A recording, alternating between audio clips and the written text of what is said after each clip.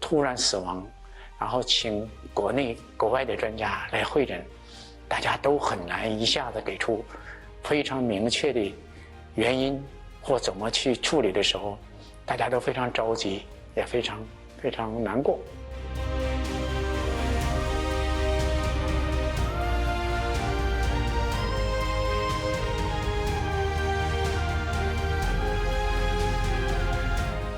那个时候是疯了一样的去查资料，但还真是收获很大。我回来之后，我就直接到樟木台，看看我们樟木台生活有没有这个叫松膜蝉这个害虫，然后一看，满树都是，然后它的大小又相对来说不大，你外观看不到的。后期知道这个问题之后，就开始试验防这个虫子。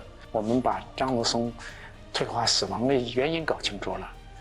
把它怎么治疗的预防的措施搞清楚了。这个实验技术不光是对我们辽宁有用，而是对全国用樟木松的地方都有用。